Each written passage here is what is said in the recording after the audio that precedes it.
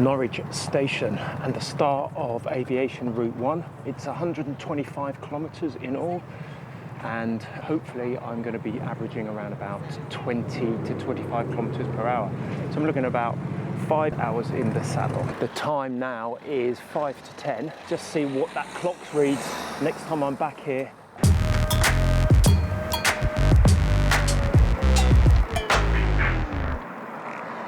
Moushold Heath and Gurney Road. This climb was actually included in the Tour of Britain as part of the King of the Mountain competition. Bradley Wiggins won it that year. Norwich Prison in the old Norfolk Regimental Barracks, known as Britannia Barracks, arriving halfway up Gurney Road near Zaxbar, and the first location is a commemorative plaque. Hidden from obvious sight, the plaque is located on a slope just off the path and under tree cover. It remembers 5 aircrew that died in 2 plane crashes near this location during World War II. The plaque has an inscription honouring the memory of the aircrew of a Bristol Beaufighter which crashed on this site on the 25th of July 1942. All 4 on board were from Commonwealth countries, 2 from Canada and 1 each from New Zealand and Australia. There's also an inscription to Sergeant Ernest Nightingale from the Royal Air Force Reserve, a pilot of a Hampen Bomber which crash-landed on the 12th of February 1942. He was from Nairobi in Kenya. On for the second point, just cutting through Moushold Heath on an old disused road. I think this is called Gilmore's Road. There's still a few old road signs, but it's completely closed to traffic now. Just saw a deer, muntjac. Somewhere just down here, I think, around this corner.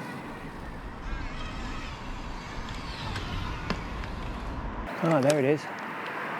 Sergeant Pilot Maurice Rees, born the 17th of June 1921 and killed in action on the 13th of June 1942. So that's tragic. That's just 4 days before his birthday.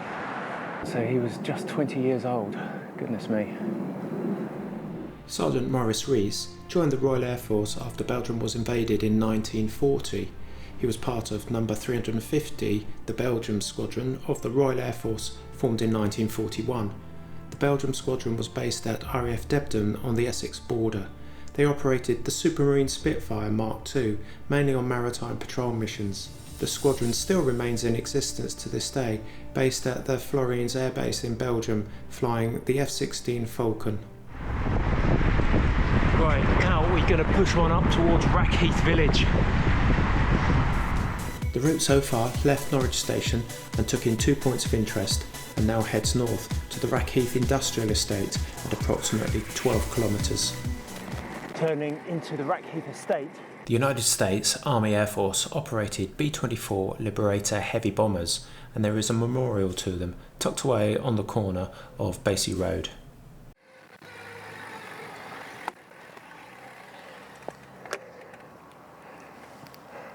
RAF Rackheath Station number 145, 467th Bombardment Group. So all of this was hard standing and taxiways. Just over that way is the air traffic control tower, and we're going to route round through the airfield itself. Turning off onto Muck Lane, this cuts right across old RAF Rackheath. Very, very flat. So this road literally bisects the old airfield straight in half, and you might just be able to see the air traffic control tower, and they use it for a bit of driver training practice up here. Perhaps they don't know just how historic that little lump of concrete pad is. Main runway, 15.3 kilometres, left Rackheath and Sow House, and I'm heading up towards Acle. These roads are really rural, lovely and straight, and not too busy.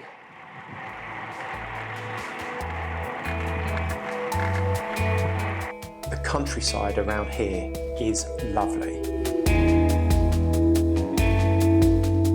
Just over there is the Panksworth Stump. All it is the ruinous tower of an old church.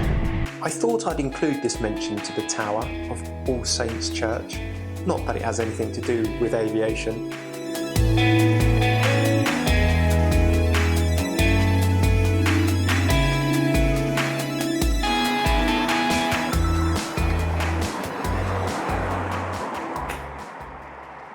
Arriving in Acle.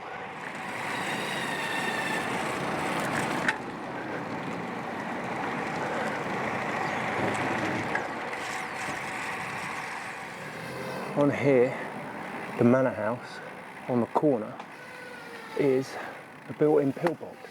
Have a look at this. The word pillbox refers to a type of small reinforced concrete defensive structure with observation ports. They were mainly associated with beach defences, anti-invasion defensive stop lines and nodal points. This one is particularly unique as it's been concealed in an existing property. So there's quite a few of these pillboxes all over Norfolk, and this one's been incorporated into somebody's house. Built-in fortification into your utility room. An absolute must. Now, a quick word of warning, leaving Acle, you've got to go onto the Marsh Road, which is quite fast, and you want to be careful.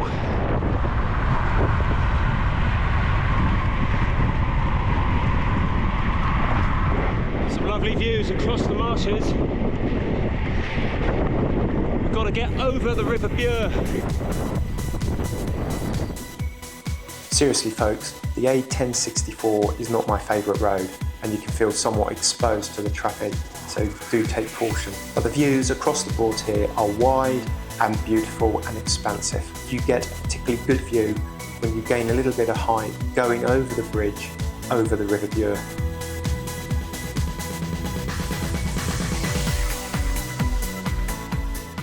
Quick catch up with the route. After leaving Rackheath, it's eastward towards South Walsham and Acle and on to Stokesby, where the roads become increasingly isolated and rural with some great little villages.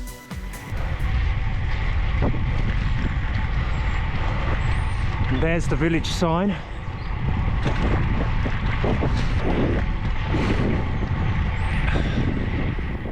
Alright, at this point of the video I would normally play a bit of music to accompany some majestic riding shots of myself or the bike, perhaps in slow motion, but after some criticism about my choice of music I've decided not to, and therefore you'll just have to put up with my voice instead, mumbling on about how lovely the route is, blah blah blah.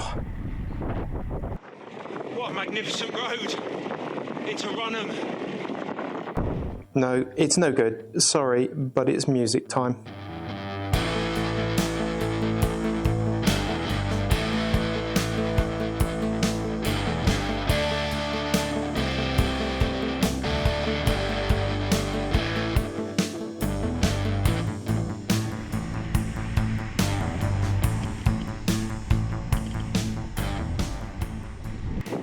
Just approaching point of interest number 5, Maultby Church. I'm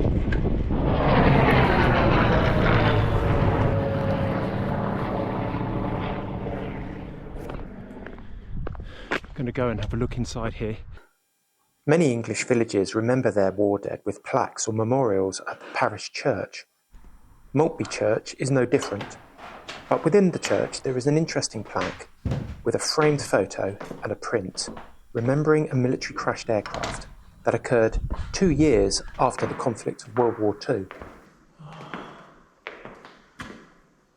A gorgeous little old church.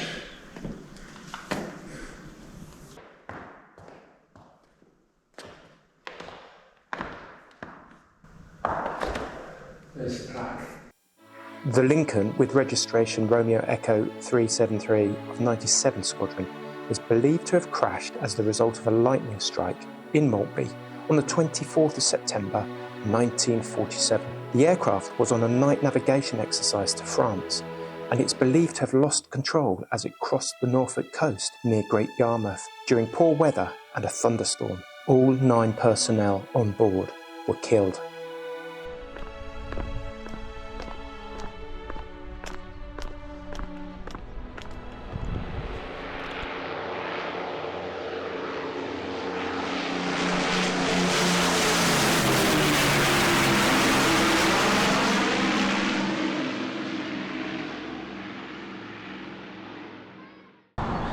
Okay, I've just ridden up from Maultby and I've done about 35 kilometres, and this is a decision point for you.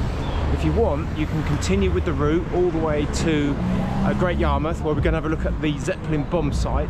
But if you're not feeling up to that, you can cut the route here, because that little bit of the loop will eventually come back here to the King's Head at Filby, where we'll then be routing into Filby village in that direction.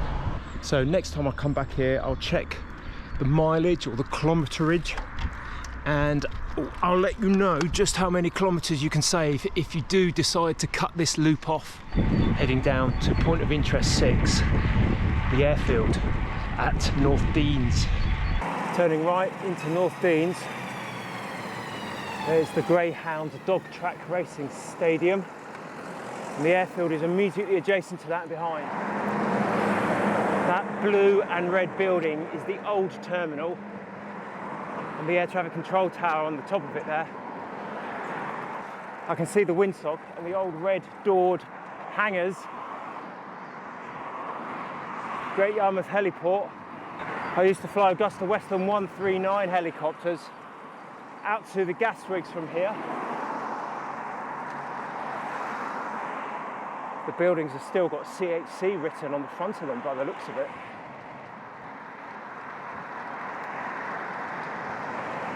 The grass strip, all part of Norfolk's aviation history, folks, and I'm part of it. Consigned to the annals of history, oh my goodness.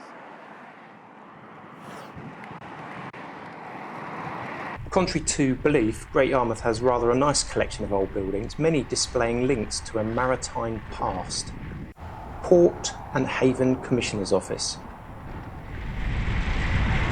Historic South Port, it says. Well, actually, it said Historic South Quay, but we'll let that one slide for the moment. Point of interest number 6. The Zeppelin bombing raid of the First World War.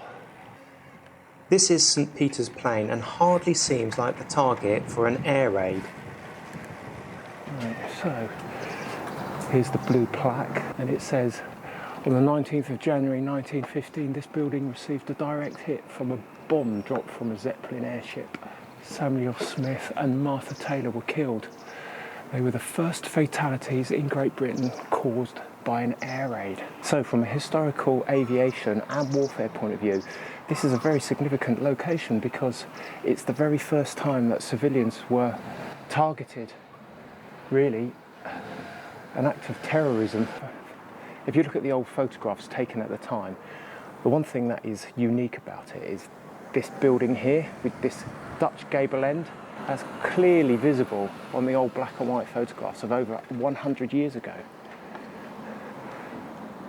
But these buildings here have all lost their roofs. They're all flat now. As you can see in the old photograph, there was a pitch on them. Right, onwards towards the furthest point on the route, Nelson's Column, which you all thought was in Trafalgar Square in London. Incorrect, my friends. Historical old flint wall, part of the old fortifications,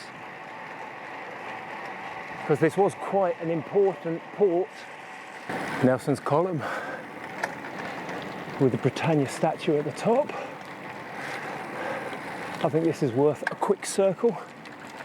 Let's have a look at it from all angles. The monument is correctly called the Norfolk Naval Pillar, and it supports a statue of Britannia proudly standing atop a globe. This is commemorating the Battle of Trafalgar and the victory there by Nelson. Of course, Nelson was a Norfolk boy. Let's see if I can now go and find a cafe for some refreshments. Quite nice old buildings there. A bygone era. The south end of the pleasure beach has an assortment of funfair rides and arcades, but riding north towards North Deans, the promenade is edged with expansive sand dunes. So back to the route. From Stokesby, it's up through Maultby, then drop down to Great Yarmouth to the furthest point Nelson's Column, where the route turns 180 degrees, and north along the promenade, where you can find several nice beach cafes to have your lunch.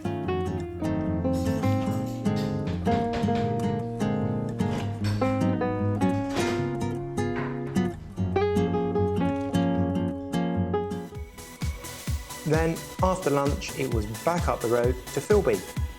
I am back at the King's Head, as promised. I've done 60.2 kilometres. It's taken me 2.5 hours and I'm averaging 24 kilometres per hour. So if my maths is correct, the last time I was here, before I did that loop down to the Zeppelin Bomb site and Nelson's Column, that was about 36 to 38 kilometres. So what's that? 22 kilometres you can cut off if you don't go and do that loop. So now I'm going to route down through Philby and on towards Ludham. Right, I think that was dodgy maths right there, but in any case, if you do cut off that loop, you'll miss out on all the good cafes. The route crosses the Thurn River at Potter Heigham. Ludham Airfield used to be known as RAF Ludham or Royal Naval Air Station Flycatcher. Anyway, I'm not going to dwell on this place because I've dedicated an entire video to it, which you can check out up here. Now on the north of the River Bure, the route takes you to Horning Village, where you branch off towards Neater's Head. Neater's Head radar station. There's a little museum in here. I'm not sure if it's open today. Somewhat hidden in plain sight, surrounded by the Norfolk Broads, lies the clandestine air defence buildings of RAF Neater's Head. This is the museum entrance, and you can always check out the opening times on the website. One of the oldest radar stations in the world, housed in the original 1942 hardened operations buildings, the museum is a treasure trove of artefacts and hands-on exhibits. The museum tells the history of early air defence and radar from World War II through the Cold War to the present day. The old radar head at Trimmingham was moved here in 2024. I've just ridden through Wroxham. I'm now heading up towards Tungsten. This is Wroxham Barnes. It's like a little village outlet. There's a level crossing just coming up. That's the route up from Norwich towards Sheringham. You may or may not know that Norfolk has no motorways. And until very recently, Norfolk didn't actually have any dual carriageways north of the city itself. That was until the Northern Distributor route was built only a couple of years ago, which skirts the periphery of Norwich. However, that's not strictly true. There is, and always has been, a very small piece of dual carriageway. Not quite what you might have in mind, but definitely Norfolk style. Check this out.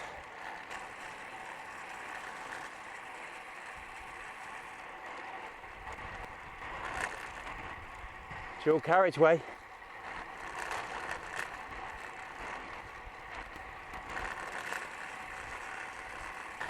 What do you think of that then, folks? No central reservation, just an earth bund, keeping the two carriageways separate.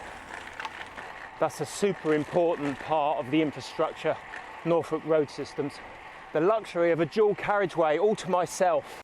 A route recap then, from Philby it goes to Ludham, then Neater's Head, through Wroxham, Tunstall and up to Scotter.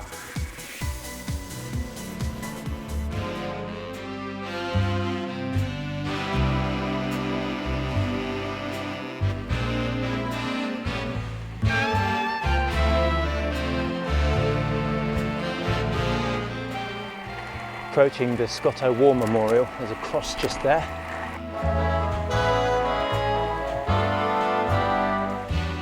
Another lovely piece of road just ahead of me as we approach point of interest number 11, which is the Commonwealth Grave Cemetery at Scotto. I think for this next bit I'm going to call in the services of my mate in a helicopter. Just going to give him a quick call, see if he can do a flyby.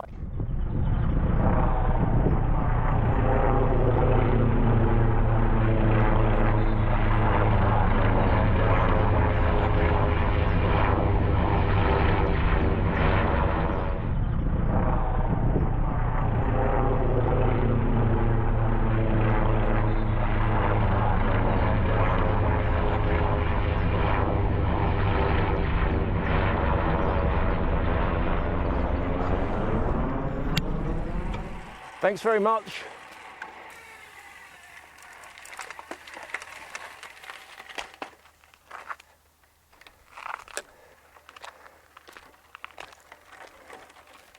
That's Scott House Cemetery.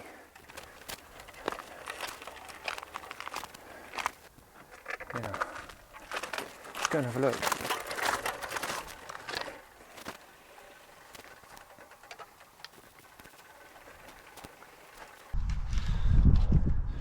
So the first thing to notice, just how many different nationalities are here. There's Canadians, New Zealanders, there is some Czech Republic, and quite surprisingly there are a few Germans. So here's the German line.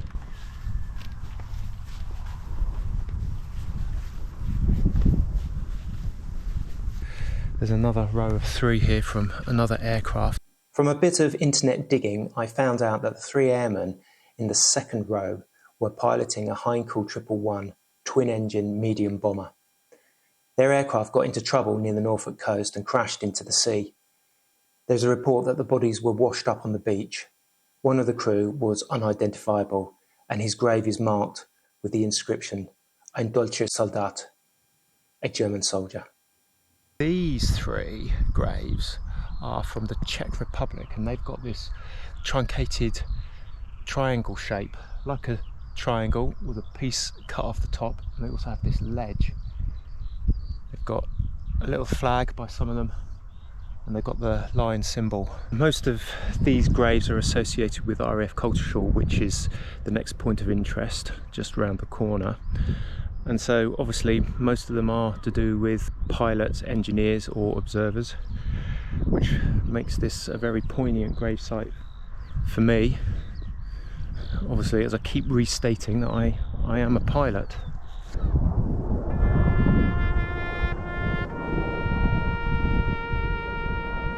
this is quite a surprise, this cemetery here at Scotland. It's a Commonwealth Graves site.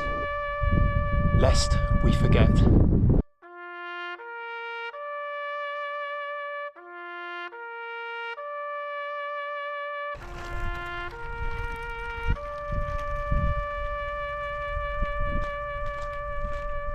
From the cemetery, it's a short hop and a skip to Badersfield and the entrance of RAF Coltishall.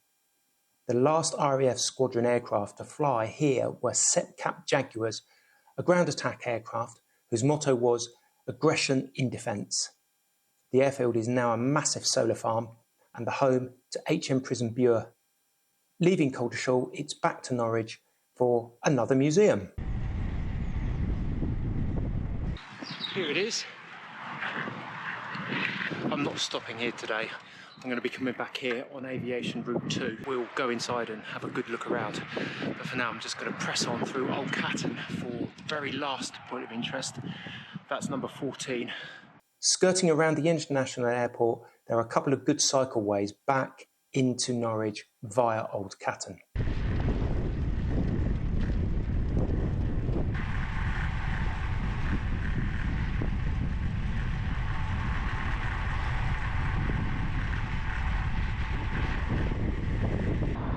I'm in Old Catton in Church Street.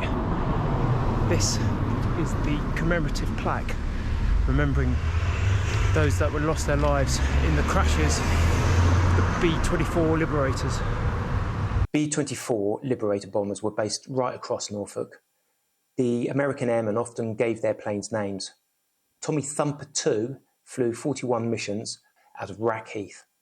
On the 22nd of January 1945, the aircraft crashed on a training flight due to a loss of engine power in Old Catton.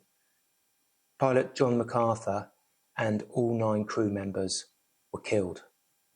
A Dog's Life was another B-24 Liberator based out of St Faith's. It amassed 34 combat missions. On February the 13th, 1945, the plane took off for a training flight, but after just a few minutes from takeoff, the pilot radioed the control tower, reporting that he was having problems with one of his engines. But at around 12:46 local time, the left wing was seen to drop and the aircraft banked steeply and crashed into a house on the corner of Church Street and Spixworth Road. All 9 on board were killed. Finally, it's a couple of clicks back to the City rail station. Welcome back to Norwich Station. Oh, my legs are burning and my heart is pounding. Just wanted to see how quickly I could finish this route. Let's have a look at the clock. Looks like it's about 2:15, so that is 4 hours and 20 minutes. So I'll leave you with all the stats just up here